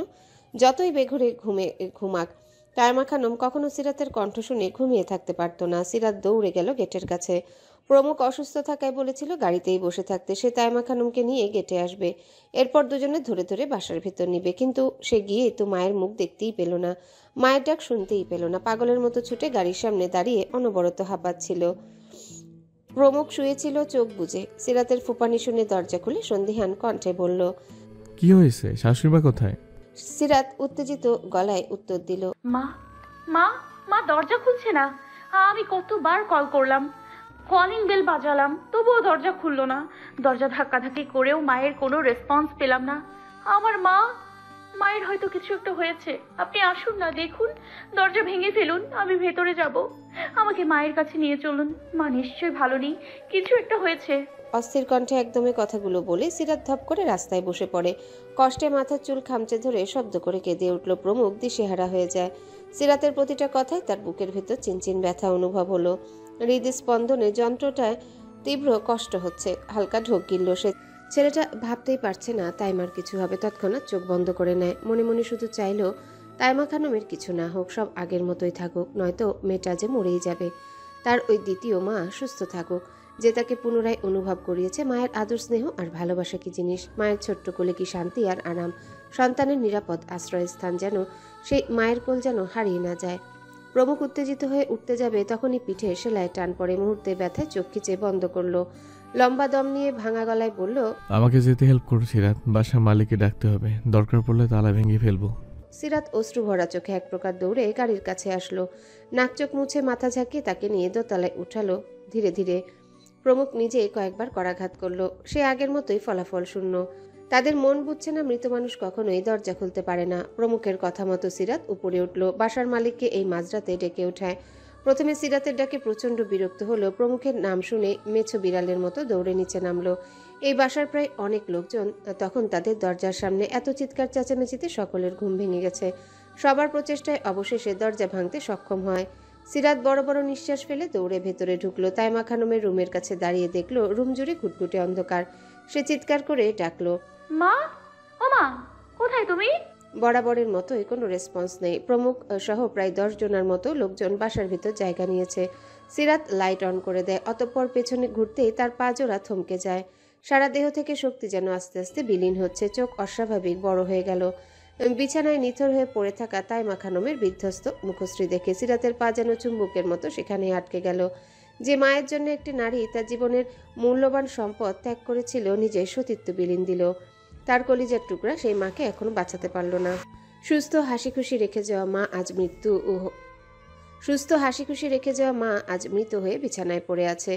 বোবার মতো অবাক চোখে তাকিয়ে দেখতে থাকে মমতাময়ী মায়ের রক্তাক্ত মুখ। হঠাৎ এক গগন কাঁপুনি চিৎকার দিয়ে উঠল। ও মা, মাগো! গলায় টকবক করছে রক্তের ধারা। সেই রক্ত তার পুরো মুখে লেপ্টে আছে। হাত দুটি বাঁচার আশায় বিছানার চাদর খামচে ধরেছিল। মৃত্যুর আগেও কতটা চেষ্টা করেছিল একটু বাঁচতে, তবুও সেই জানোয়ারের হাত থেকে রক্ষা পায়নি। মিনিট 15 আগে তাইমা খানম জীবিত ছিল। এই স্বপ্নের মতো মৃত্যু কোনো মেয়েই মেনে নিতে পারবে না। এখনো মনে হচ্ছে তার মা ঘুমোচ্ছে, খুবই কষ্টের ঘুম। সিরাতের দিকে অভিযোগের সুরে বলছে, আর একটু আগে কেন এলি না মা? বড্ড দেরি করে ফেলেছিস, এখন যে তোর মা আর বেঁচে নেই। সিরাত সেকেন্ডের মাঝে দৌড়ে তাইমা খানমের বুকে ঝাঁপিয়ে পড়ে। গায়ের রক্ত সিরাতের দেহেও লেগে যায়। হাত দ্বারা মায়ের শরীর ঝাঁকিয়ে ফুপিয়ে ফুপিয়ে কেঁদে ডাকলো, এসব কিভাবে হলো মা? কে তোমাকে মারলো? কেন মারলো? আমার বিশ্বাস হচ্ছে না, মনে হচ্ছে এগুলো সব স্বপ্ন। ওঠো না মা। মা, দেখো, আমি তোমার জামাই এসেছে। ও মা! বাসার ভেতর সব মানুষেরা হইচই বাঁধিয়ে দেয়। কেউ কেউ সিরাতকে ধরে সরাতে গেল, কিন্তু সিরাত পাগলের মতো আচরণ করতে থাকে। সবার হাতে কিল খামচি দিয়ে সে মায়ের বুকে ঝাঁপিয়ে পড়ে। শত চেষ্টা করেও বাসার মহিলারা ব্যর্থ হয়। তার বিশ্বাস হচ্ছে না তাই মার কখনো মেয়ের ডাকে সাড়া দিবে না, মেয়ের কথায় হাসবে না। সিরাতের মন বলছে মা ঘুমাচ্ছে, অনেক শান্তির ঘুম ঘুমিয়ে আছে। অনেকে হা হুতাশ করছে, এই রাতে জলজ্যান্ত মানুষকে খুন করে কে করলো? কেউ মনে মনে ভাবছে প্রমুখের কথা। জোর করে বিয়ে করার ঘটনা সবাই জানে। তারাই ভেবেই নিল হয়তো তাইমা খানমের সাথে ঝামেলা হওয়ার মধ্যরাতেই খুন করে দেয়, যাতে আর কেউ বাধা হয়ে মাঝখানে আসতে না পারে।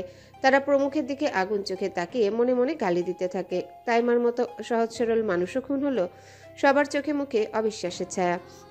প্রমুখ অসুস্থ দেহ নিয়ে রুমের একটু দূরেই বসে আছে। দেখা যাচ্ছে মায়ের মৃত্যুতে একটা মেয়ের হাহাকার। বুক ফেটে কান্না করছে ঠিক তার সামনে, তবুও সে উঠে বুকে জড়িয়ে এক বিন্দু সান্ত্বনা দিতে পারছে না। সিরাতের মতো সেও যখন প্রথম তাইমা খানমের নিথর লাশ দেখলো, বুকটা মোচড় দিয়ে ওঠে।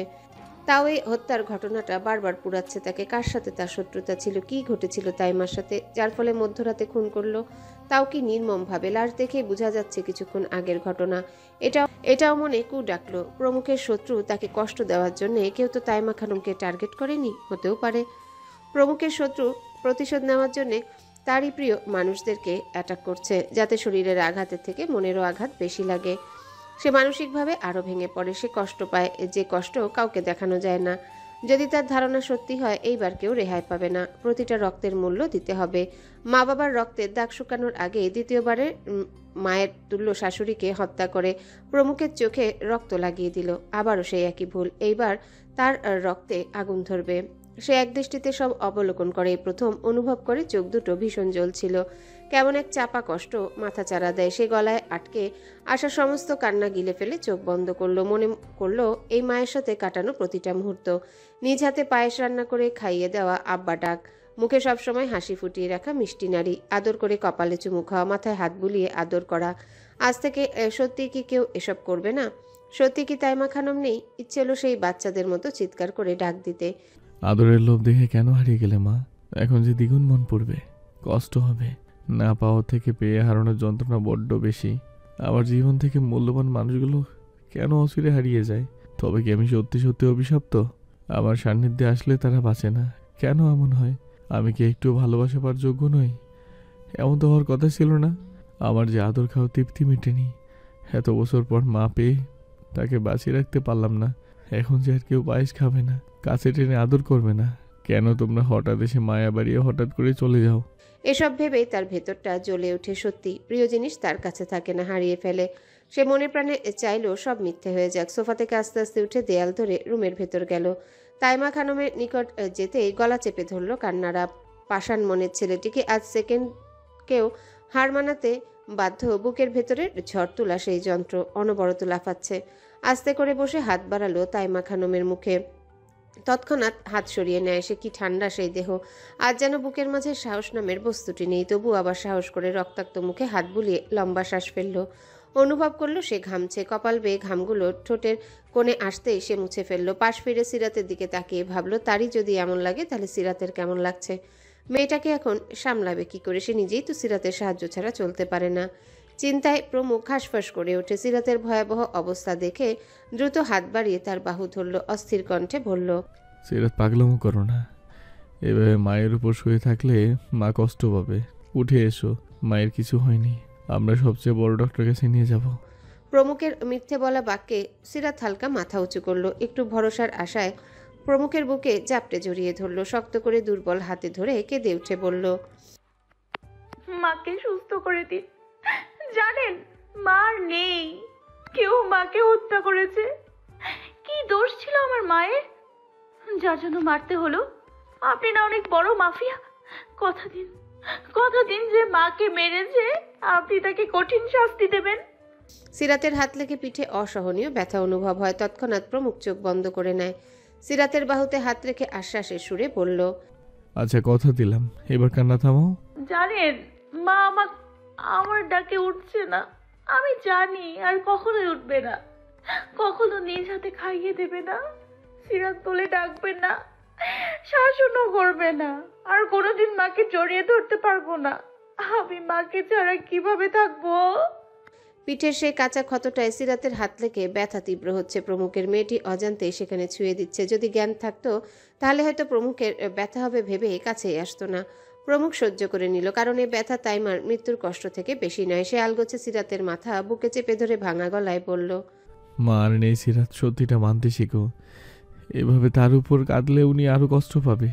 তার থেকে নিজেকে শক্ত করে বের করতে হবে। এই রাতে কে মাকে মারলো? মায়ের সাথে কার এত বড় শত্রুতা ছিল, যার জন্য নির্মমভাবে হত্যা করেছে? সময়টা ভোর রাত, প্রায় 3:45। কবির, রায়হান আর আহাদ সহ আরো 12 জন অবস্থান করছে সিরাতের মায়ের রুমে। রায়হান কেন জানি আসার পর থেকে বাচ্চাদের মতোই শব্দ করে কাঁদছে। ছেলেদের নাকি কাঁদতে নেই, সেই নিয়ম আজ রায়হানের মতো শক্ত পুরুষও ভেঙে দিল। নিয়মের দেয়াল ভেঙে গুড়িয়ে কাঁদছে অঝরে। মায়ের মতো মানুষটার জন্য তার পাষাণ বুকটা ফেটে যাচ্ছে। তার সাথে কত শত স্মৃতি জমা হয়েছে এই কয়েক মাসে। কবির তাকে জড়িয়ে ধরে নিজেও অশ্রু ঝরায় চোখে। এই মানুষটা ছিল ভালোবাসা, সবসময় বাবা বাবা ডেকে পাগল করে দিত। একজন মায়ের যতগুলো গুণ থাকা দরকার সব গুণ যেন তার মাঝে ছিল। বাচ্চাদের মতো এই শক্ত পাষাণ পুরুষদের কাঁদতে দেখে প্রমুখ কিছুটা বিচলিত হলো বটে। তার সাথে কাজ করা প্রত্যেকটা ছেলের চোখে কান্না মানায় না, হৃদয় এত নরম হলেও মানায় না। তবে আজ ব্যাপারটা ভিন্ন। প্রমুখ দীর্ঘশ্বাস ফেলল। তারও ইচ্ছে করছে শক্ত খোলস ছেড়ে সব ছেড়ে ছুড়ে চিৎকার করতে, সিরাতের মতো শব্দ করে কাঁদতে। তবুও যদি মনের ভেতরের বিশ্রী জ্বলনটা হালকা হতো। সিরাতের কান্নার গতি কমে এসেছে। সে হাত পা ছড়িয়ে ছিটিয়ে বসে আছে ফ্লোরে। প্রমুখের কথা মতো কবির পুলিশ নিয়ে আসে। পুলিশগুলো পরিচিত। খুন হওয়া লাশ সহজেই দাফন করা যায় না, কেস সহ অনেক ঝামেলাও আছে। যেহেতু সবাই জেনে গেছে সেহেতু পোস্টমর্টম করতে হবে, কিন্তু প্রমুখ তা চায় না। এই জন্যে অফিসারকে ডেকে বলল, আপনি শুধু লোক দেখানো পোস্টমর্টম করবেন? মনে করুন এটা আমার মায়ের শরীর, দেহটা এমনিতে অনেক কষ্টে প্রাণ গেছে। আমি চাই না এখন আবার কিছু হোক। একটা ফুলের টোকা যেন না লাগে। কালকে দুপুরের পরে সসম্মানে দাফন করার ব্যবস্থা করবেন। অফিসার যথাযথ সম্মতি দিল। অবশ্যই প্রমুখ চৌধুরী, আপনার কেস বলে কথা। প্রমুখ চৌধুরী ফোঁস করে নিঃশ্বাস ফেলল। কবিরকে ডেকে বলল, অফিসের পকেট গরম করে দিও, তবুও কোনো তথ্য যেন বাইরে না যায়। অলরেডি সবাই জেনে গেছে এটা মার্ডার। আমি চাই না পুলিশের ঝামেলায় পড়তে। খুনিকে আমি নিজেই শাস্তি দেব। প্রথম মায়ের খুনিকে ধরতে না ধরতে দ্বিতীয় মায়ের খুন সহ্য করব না। সমস্ত হত্যার বিচার নিজেই করব। তাইমার লাশ ফ্লোরে নামিয়ে তারা বিছানা পর্যবেক্ষণ করছে। সিরাতকে সামলানোর জন্য জুলেখা আর 3টা স্টাফ এসেছে বাসায়। সিরাত এই সময়ের মাঝে একবার জ্ঞান হারিয়েছিল। জুলেখা আর স্টাফ মিলে মাথায় পানি ঢেলে জ্ঞান ফিরায়। সে বিধ্বস্ত মুখশ্রী নিয়ে এক দৃষ্টিতে তাকিয়ে আছে মায়ের নিথর দেহের দিকে। মাঝে মাঝে চিৎকার করে উঠছে, মন যে মানছে না। দুপুর 1টার মাঝে মিথ্যে পোস্টমর্টম রিপোর্ট তৈরি করে প্রমুখকে দিল। এরপর দ্রুত দাফনের ব্যবস্থা করলো। প্রমুখ অসুস্থ হওয়ায় মায়ের শেষ জানাজায় অংশগ্রহণও করতে পারল না, শুধু মলিন চোখে তাকিয়ে রইল। সিরাত সাদা কাপড়ের মাঝে তাইমার উজ্জ্বল মুখ শেষবারের মতো দেখে চিৎকার করে বলল, আমার মাকে নিয়ে যাবেন না, কিছু হয়নি আমার মায়ের। ও মা, মা ওঠো, সবাইকে বলো তুমি ঠিক আছো। এভাবে ঘুমাচ্ছ কেন? সবাই বলছে তুমি আর নেই। কথা বলেই কেঁদে উঠল। মুখশ্রী তার ফ্যাকাশে রং ধারণ করেছে। জুলেখা কেঁদে তাকে শক্ত করে ধরে রইল। সিরাত দুই হাত নাড়িয়ে পাগলের মতো প্রলাপ শুরু করে। একসময় তার নজরের বাইরে তাইমার লাশ নিয়ে যেতে জ্ঞান হারালো তৎক্ষণাৎ। এত মানুষের ভিড়ে এক রোগা পাতলা যুবক সিরাতদের বাসার গেট থেকে একটু দূরে রাস্তার পাশে বটগাছের পেছন থেকে কাউকে মেসেজ করলো। স্যার, মেয়েটি পাগলের মতো কেঁদে জ্ঞান হারিয়েছে। তৎক্ষণাৎ তার ফোনে কল আসে। ওপাশ থেকে উত্তেজিত কণ্ঠে বলল, অনেক কাঁদছে? জি স্যার, মনে হয় মায়ের শোকে পাগল হয়ে যাবে। ওপাশ থেকে চাপা আর্তনাদ শোনা গেল। কল কেটে বিছানায় হেলান দিয়ে ঢোক গিলল। মনে মনে বলল, আমাকে মাফ করে দিও সিরাত, বিনিময়ে সারা জীবন তোমার পায়ে মাথা পেতে দিব। যদি জানতাম এটা তোমার মা, কখনোই খুন করতাম না। ভেতরটা তোলপা শুরু হওয়ার মুহূর্তে কক্ষে আসলো কেউ একজন। হত্যা করা যুবকটির বাহুতে বাহুবা দিয়ে বলল, আজ খুব প্রাউড ফিল হচ্ছে তোমাকে নিয়ে। সত্যি বারবার নিজের কাজ দেখিয়ে আমাকে বিস্মিত করেছো। সন্ধ্যার সময় কাটিয়ে রাতের দেখা মিলেছে। একটু আগের কোলাহলপূর্ণ বাসা এখন থমথমে অবস্থা বিরাজ করছে। কবির, জুলেখা সহ মহিলা 3টি স্টাফ শুধু এ বাসায়, বাকি সবাই চলে গেছে বিকালে। অন্যান্য ভাড়াটিয়ারাও নিজ নিজ কক্ষে। সিরাত মায়ের বিছানায় হেলান দিয়ে ফ্লোরে বসে আছে। প্রমুখের মহিলা স্টাফ রক্তাক্ত সেই বিছানার চাদর ফেলে দিয়ে নতুনটা বিছিয়ে দেয়। তাইমা 3 পিস গায়ে জড়িয়ে সিরাত রক্তশূন্য চোখে তাকিয়ে আছে এক ধ্যানে। তার পাশেই রাখা ভেঙে খণ্ড খণ্ড হয়ে যাওয়া ফটো ফ্রেম। ছবিতে সিরাতকে জড়িয়ে ধরে হাসছেন তিনি। এই ছবিটা বছর 2 আগে মেয়েটার জন্মদিনে তোলা ছবি। সেদিকে তাকিয়ে কি মনে হতে হঠাৎই উঠে পড়ল। আলুথালু পায়ে এগিয়ে গেল তাইমা খানমের আলমারির কাছে। ভেতরের এলোমেলো হাতে গুজে আনলো সিরাতের ছোটবেলার বাবা মায়ের সাথে স্টুডিওতে তোলা হাতে গোনা কিছু ছবি। সে বাবার মুখে হাত বুলিয়ে দেয়, যেন ছোট্ট একটু বাচ্চার মুখে আদর করছে। মায়ের যুবতী বয়সে সেই ছবি কাছে এনে গালে স্পর্শ করলো। অতঃপর ঠোঁট দ্বারা চুম্বন করে ফুপিয়ে কেঁদে উঠে দেহের বল ছেড়ে বসে পড়ল ফ্লোরে। হাতে রয়ে গেল ছবিখানা। প্রমুখ পাশের রুমে থমথমে মুখে বসেছিল। এই মুহূর্তে কিভাবে পরিস্থিতি সামলাবে তার মাথায় আসছে না। জুলেখা আরেকটা মেয়ে সিরাতের কাছাকাছি থেকেই নজরে নজরে রাখছে। কখন আবার উত্তেজিত হয়ে কি ঘটিয়ে ফেলে বলা যায় না। তারা দরজার কাছ থেকেই নজর রাখছে সিরাতকে। প্রমুখ দীর্ঘশ্বাস ফেলল। সেই রাত থেকেই দুজনে না খেয়ে আছে। ভেবেছিল এই বাসায় এসে খাওয়া দাওয়া করবে, তার হলো কই। কপালের বেশি কি পাওয়া যায়। কবির বারান্দায় মলিন মুখে বসে আছে। সাধারণত সে আছে প্রমুখের জন্য। সিরাত নিজেই এখন আদমরার মতো, তাকে কিভাবে টানবে। তাই কবির থেকে যায় প্রমুখের দরকারে। প্রমুখ আস্তে করে বসলো, জোরে ডাকলো কবিরকে। রেস্টুরেন্ট থেকে খাবার এনেছিস? কবির সেখান থেকেই উত্তর দিল। হ্যাঁ ছোট্ট করে উত্তর দিয়ে কবির হাতের ঘড়ি দেখলো, তারপর তারা দিয়ে বলল, স্যার, আজ সারাদিন আপনি খাননি, ওষুধও মিস গেছে। এমন হলে চলবে? আগে সুস্থ থাকা বেশি জরুরি। সিসি ক্যামেরা চেক করতে বলেছিলাম। প্রমুখ গম্ভীর কণ্ঠে বলল। কবির ফোঁস করে নিঃশ্বাস ফেলে মিনমিন সুরে বলল, করেছি, বাট চেনা যাচ্ছে না। তবে ফুটেজ রেকর্ড করা আছে। বাসায় ফিরে নিশ্চিন্তে দেখবেন। প্রমুখ পরপর নিঃশ্বাস ফেলল। অশ্রুগুলো চোখের কুর্নিশে জমে আছে। মনে হচ্ছে পলক ফেললেই সব ঝরে পড়বে। টলমল চোখে ঠোঁট কামড়ে বলল, জুলেখাকে বল সিরাতকে ডেকে আনতে। বলবি আমি ওষুধও খাইনি, খাবারও খাইনি। তার কথা মতো চলে গেল কবির। জুলেখা ওনার চোখের পানি মুছে কাঁদছিল। কবিরের কথায় সাহস করে ঘরে গেল। আজ কারোর পেটে একটা দানাও খাবারও পড়েনি। সিরাতের সামনে দাঁড়িয়ে কান্না মিশ্রিত কণ্ঠে বলল, ভাইজান না খেয়ে আছে, ওষুধ তো নাকি খায়নি। এভাবে না খেয়ে থাকলে অসুস্থ হয়ে পড়বেন। তখন ভাইজান কেমন করবে? আপনাকে ছাড়া যে ভাইজান আরও একলা, তখন ভাইজানের অসুখকে ভালো করবে। সিরাতের তৎক্ষণাৎ টনক নড়ে। ঝট করে দুর্বল পায়ে উঠে নিজের রুমে গেল। মায়ের বেদনায় ভুলেই গিয়েছিল স্বামীর অসুস্থতা, ওষুধের কথা। প্রমুখের সামনে দাঁড়িয়ে তাড়াহুড়ো করে বলল, সারাদিন একটা ওষুধ খাননি, ডক্টর অনিয়ম করতে মানা করেছে, তবু ইচ্ছে করে এসব করলেন। জুলেখাকে বললেই তো হতো। প্রমুখ নরম হয়ে প্রশ্ন করল, জুলেখা কি আমার বউ? তাকে কেন লাগবে? যাও ভাত নিয়ে আসো। তুমি খাবে, আমাকে খাইয়ে দিবে, নয়তো ওষুধ সব ডাস্টবিনে ফেলে দেব। আমি খাবো না। আমার কথা ফিরিয়ে দিচ্ছি, তবে তাই হোক, না খেয়ে মরে যাই। আমার কথা না শুনলে আমি তোমার কথা শুনবো না। না, এসব বলবেন না। আপনার কিছু হলে আমি আর সহ্য করতে পারবো না। আমি আনছি। সিরাত দৌড়ে চলে গেল। কবির সহ সবাইকে ডেকে খাওয়ার জন্য তাড়া দিল। এক প্লেটে ভাত মেখে অর্ধেক নিজে খেলো আর বাকি অংশ প্রমুখ। খাওয়ার মাঝে প্রমুখ বারবার সিরাতের ভিজে ওঠা গাল দুটো যত্নে মুছে দিল, খুব নিষ্ঠুপে আনমনে। সিরাত সেই আদর মাখা হাত পেয়ে পুনরায় শব্দ করে কেঁদে ওঠে। হাত বাড়িয়ে বউকে আগলে ধরল প্রমুখ। স্যার, আপনার কি মনে হয় খুনটা কে করতে পারে, তাও আবার গভীর রাতে? এটা কি পূর্বে প্ল্যান মোতাবেক মার্ডার করা নয়? প্রমুখ গভীর চিন্তায় মগ্ন ছিল। সাধারণত তাকেও কাল থেকে এই ঘটনাটা ভীষণ পীড়া দিচ্ছে। মনে খচখচ করছে কে সেই শত্রু, এভাবে একজন সহজ সরল মানুষকে কিভাবে হত্যা করতে পারলো। প্রমুখ কোনো উত্তর দিল না। কবির আবারও বলল, আপনার কোনো পুরনো শত্রু কি, নাকি আন্টির সাথে ঝামেলা চলছিল? যদি তাই হয়, ভাবি তো জানতো, নিজের মেয়েকে তো কিছু বলে যাওয়ার কথা।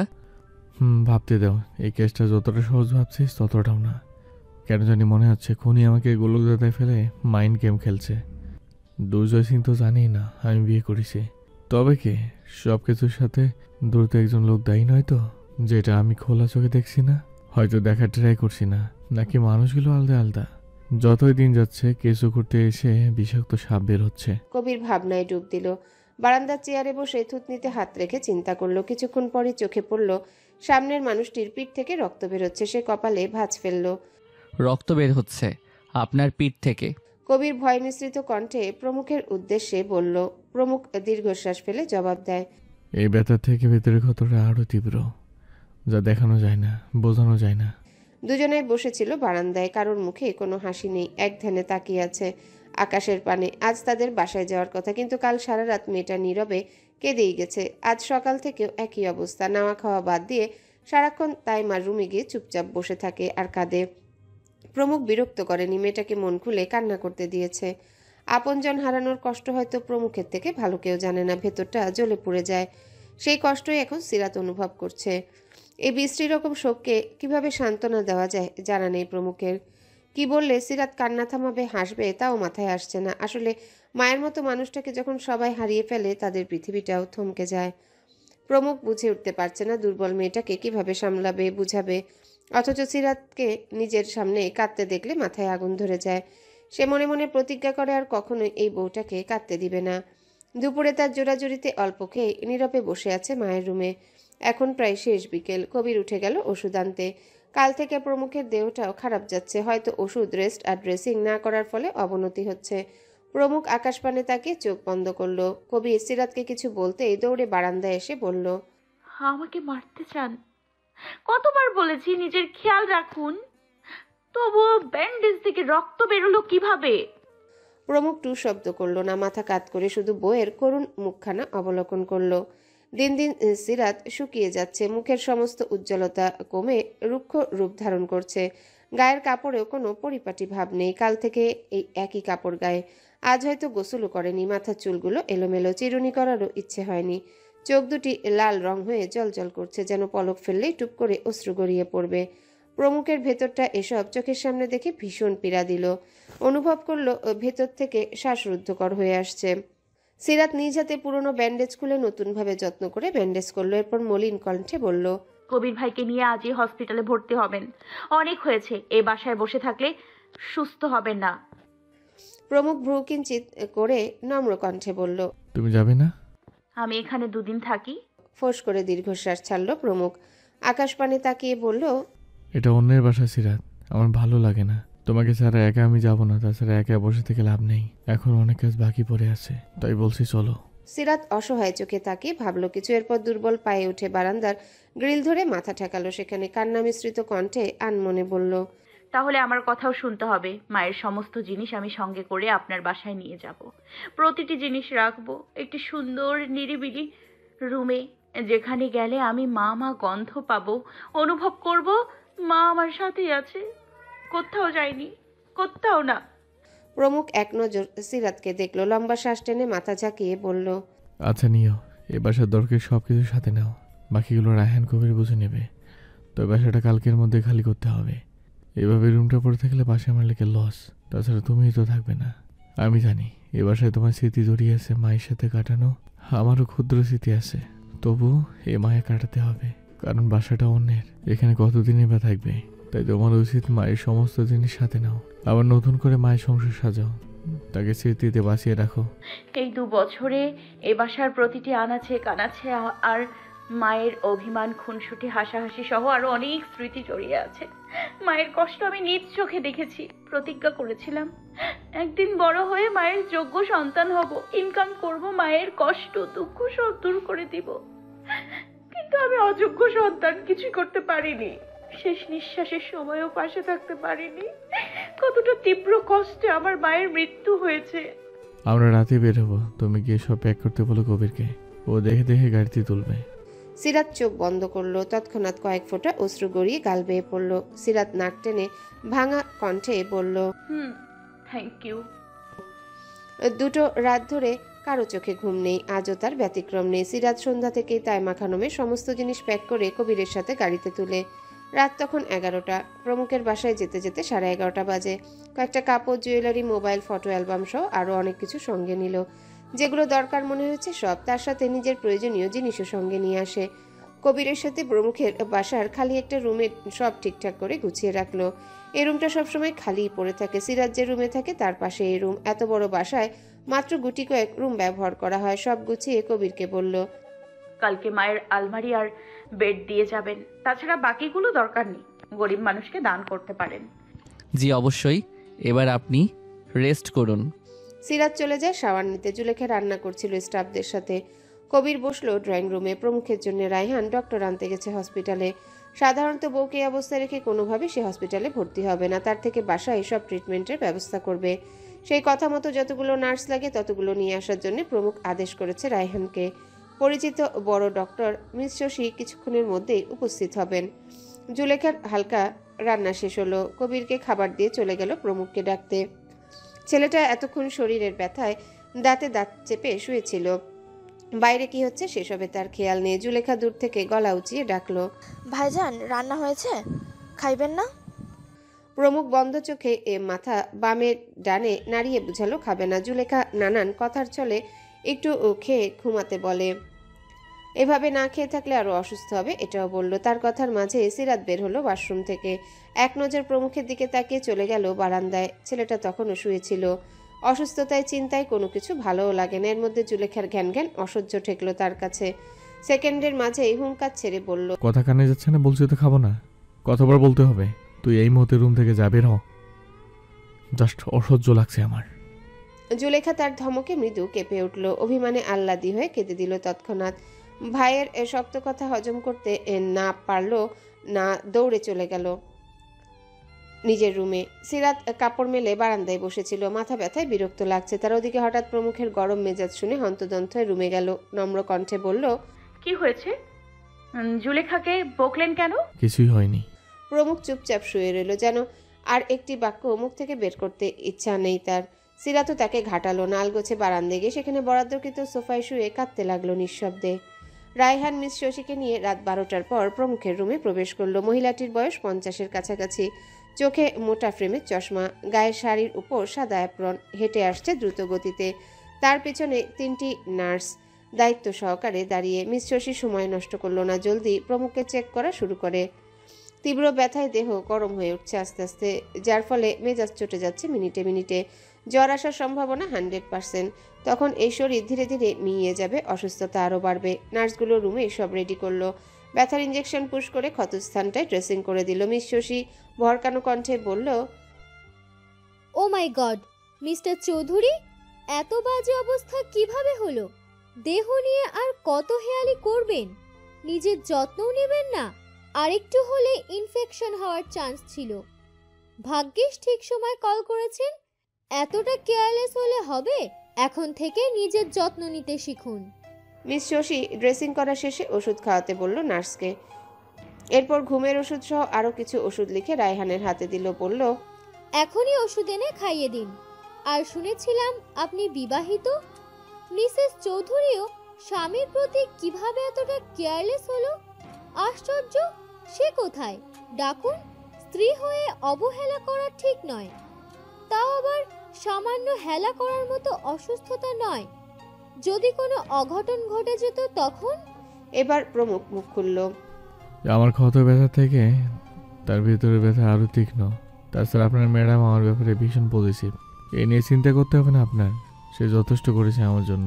আমার লাইফে আসার পর থেকে একটার পর একটা শুধু কষ্ট পেয়ে যাচ্ছে, অথচ আমি কিছুই করতে পারছি না, ভালো রাখতে পারছি না। নিজ দোষে ব্যথা পেয়ে মেয়েটাকে কষ্ট দিচ্ছি। তার ছোট্ট হৃদয়ে আর কত ব্যথা সহ্য করবে সে? এদিকে স্বামীর আর অন্যদিকে মায়ের শোক। বরং আমি ব্যর্থ, তাকে কেয়ার করতে পারছি না। সিরাত বারান্দার সোফায় শুয়ে সব শুনলো। বন্ধ রাখার চোখ খুলতে ইচ্ছা হলো না, তবে প্রমুখের কথায় মনটা শান্ত হলো। চোখের পানি মুছে সে রোবটের ন্যায় পড়ে রইল সোফায়। এ কোন দোটানায় পড়লো সে? ছোট্ট জীবনটা এত বিষাক্ত কেন? দুনিয়াতে যারা এতিম তাদের মতো হতভাগার দুটো আছে, ওই লোকটাও তো এতিম। কি ভাগ্যের পরিহাস! এক এতিমের সাথে আরেক এতিমের মিলন হলো, যাদের মনটায় শুধু কষ্টে ভরা। সিরাত মায়ের কথা মনে করে হতাশার নিঃশ্বাস ফেলল। 50 বছরের মিস শশী কিছু জিজ্ঞাসা করতে গিয়েও থেমে গেল। চোখে পড়ল প্রমুখ চৌধুরী রাগে গজগজ করছে, চোয়ালদয় শক্ত করে রুমে সিলিংয়ের দিকে তাকিয়ে আছে। ডক্টর দীর্ঘশ্বাস ফেলল। তার কাজ ব্যতীত পেশেন্টের ব্যক্তিগত ব্যাপারে নাক গলানো উচিত নয়, এটা ভয়ানক অন্যায়। সংসারে যাই হোক তাতে তার কি? পেশেন্ট সুস্থ করাই ডক্টরের দায়িত্ব। সেই কথা মতোই কাজ শেষে রায়হানের সাথে চলে গেলেন তিনি। রায়হান ওষুধ নিয়ে ফিরে এসে দেখল প্রমুখ গভীর ঘুমে তলিয়ে। সে নিঃশব্দে বেরিয়ে কবিরের সাথে অন্য রুমে গিয়ে শুয়ে পড়ল। ওদিকে সিরাতও না খেয়ে ঘুম। রাতে দুটি মানবীর গলা দিয়ে এক দানা ভাত পেটে পড়ল না, শুধু নীরবে ভেতরের ঝড় শান্ত করার প্রয়াস চালালো। দুপুরে তীক্ষ্ণ রোদে চোখে মুখে উপচে পড়ছে এক যুবকের। সারা রাত চিন্তায় ঘুম হয়নি ঠিক মতো। শেষ রাতের দিকে চোখে ধরা দেয় ঘুম। তৎক্ষণাৎ মরার মতো পড়ে রইল বিছানায়। ফ্লোরে 5টা বিদেশি মদের বোতল পড়ে আছে এলোমেলো হয়ে। রুমের জিনিসপত্র ভাঙা, দেখেই বোঝা যাচ্ছে কাল রাতে বড়সড় একটা ঝড় উঠেছিল রুমটায়। পরপর কয়েকবার তার দরজায় করাঘাত করলো কেউ, উচ্চস্বরে ডাকলো, বাবা আমার, দরজা খোল, কাল থেকে কি হয়েছে তোর? যুবকটির ঘুম হালকা হলো, সাথে মেজাজের পারদ দাউ দাউ করে জ্বলে উঠল। ঘুমের ব্যাঘাত ঘটালে হুঁশ জ্ঞান থাকে না তার। সে আড়মোড়া ভেঙে বসলো বিছানায়। চোয়াল শক্ত করে হাতের কাছের অর্ধেক পানীয় মদের বোতল রাগের বশে ছুঁড়ে মারল ড্রেসিং টেবিলে। তৎক্ষণাৎ আয়না ভেঙে কাচের টুকরোগুলো ঝনঝন করে নিচে পড়লো। বাইরে থেকে করাঘাত আরো বাড়ল। চিকন গলায় কারো চিৎকার চেঁচামেচিও শোনা যাচ্ছে। যুবকটি উঠল কোনো এক মেলি চঞ্চল ও ভয়ার্ত কণ্ঠ শুনে। উদাম গায়ে শুধু একটা 3/4 প্যান্ট পরা, সেটাও অবস্থান করছে নাভির নিচে। শক্তপোক্ত দেহের চওড়া বুক আর শক্ত পেট চোখে কাটার মতো বিঁধবে কোনো নারীর নিকট। সে কপাল কুঁচকে হেলে দুলে এগিয়ে দরজা খুলল। নেশায় বুধ হওয়া লাল চোখে তীক্ষ্ণ দৃষ্টি মেলল সামনে মুখ ফুলিয়ে রাখা অষ্টাদশী কন্যার উপর। মেয়েটির মুখশ্রী রাগে ফুলে আছে। নব জোয়ারে যৌবন মাত্রই শুরু হওয়া দরুন দেহখানা সৌন্দর্য বাড়ছে। গোলগাল মুখের মেয়েটির গায়ে আকাশি রঙের ফ্রক আর সাদা সালোয়ার, ঠোঁটে হালকা লিপস্টিক, চুলগুলো 2 ঝুঁটি করে সামনে রাখা। দেখেই বোঝা যাচ্ছে স্কুল থেকে এ বাসায় এসেছে। তার গভীর নয়নে অবলোকনের মাঝে দরজার ওপাশের মহিলা চলে যায়। কন্যাটি সেই সুযোগের সামনে যুবকটির পানে টলমল চোখে অভিমানী কণ্ঠে বলল, তুমি খুব খারাপ, দেশে ফিরেছো তবু আমাকে জানাওনি। জানো কতটা মিস করেছি তোমায়, সব সময় কাঁদাও কেন? কথাগুলো বলার সময় কণ্ঠ কাঁপছিল তার। সামনে যুবকটির কপাল কুঁচকে গেল। গম্ভীর কণ্ঠে বলল, তো কি জানি আমার কি কাজ? দূরে যা। এই বাসায় এসেছিস কেন? কবিকে বলবো তুই একটা বেয়াদব। অভিমানের পাল্লা আরো গাঢ় হলো মেয়েটির। রাগে নাকের পাটা তরতর করে কাঁপলো। মুখ ঝামটা মেরে গজগজ করে বলল, বেয়াদব মেয়ে হলে তোমার এই অশ্লীল দেহে নজর দিতাম, সেকেন্ডের ব্যবধানে জড়িয়েও ধরতাম, আবার টপার টপ চুমুও খেতাম। কিন্তু আমি এসবের একটাও করিনি। এই যে অভদ্রের মতন একটা কিশোরী মেয়ের সামনে উদম দেখে দাঁড়িয়ে আছো, একবারও কি তাকিয়েছে? ওই খোলা বুকে হামলে পড়েছি, তবুও কেন বেয়াদব বলে? হ্যাঁ, আসল বেয়াদব অসভ্য তো তুমি। হ্যালো বন্ধুরা, পরবর্তী পার্ট খুব তাড়াতাড়ি আসবে, তো সবাই অপেক্ষায় থাকো। আর চ্যানেলটি যারা এখনো সাবস্ক্রাইব করোনি তারা পরবর্তী পার্ট দেখার জন্য চ্যানেলটি সাবস্ক্রাইব করে রেখো। ধন্যবাদ সবাইকে, আমাদের সাথেই থেকো।